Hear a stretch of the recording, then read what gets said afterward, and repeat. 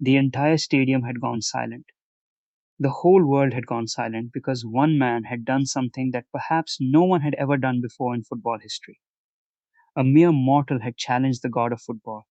And maybe even if God himself had come down that day, he still wouldn't have been able to stop Kylian Mbappe. Because this is the story of December 18th, 2022, when something happened at Lusail Stadium in 2022 FIFA World Cup Final that nobody in football, in fact, nobody in the world, was expecting. A piece of history was about to be written in that stadium, something that had probably never happened before in football and may never happen again. So basically, the match was Argentina vs France in the 2022 FIFA World Cup Final.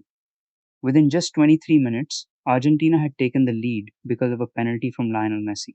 And shortly after that, in the 36th minute, Angel Di Maria scored a brilliant goal to make it 2-0 for Argentina.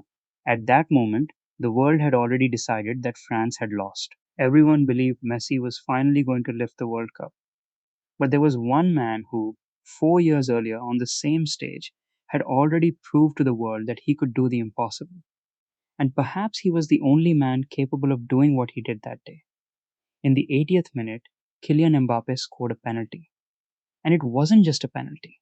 It felt like he had silenced the entire world. But the story had only just begun. Because exactly 97 seconds later, the ball came to Mbappe again, and while falling, he smashed it into the back of the net. At that moment, except for France fans and Mbappe fans, the entire world had fallen silent.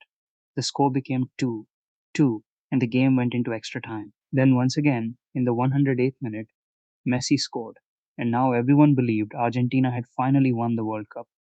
But they say that if a person truly desires with all his heart to perform on the biggest stage and reach the place he dreams of, then nothing in the world can stop him. And that is exactly why, when France received a penalty in the 118th minute, Mbappe converted it and took the game to penalties. Although Argentina eventually won the World Cup 4-2 on penalties, the entire world witnessed something unforgettable that day. A mere mortal challenging the god of football.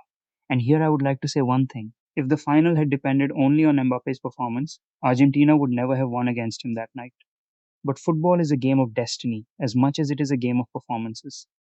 Emiliano Martinez made those crucial saves in the penalty shootout, and Argentina became the champions of the 2022 World Cup.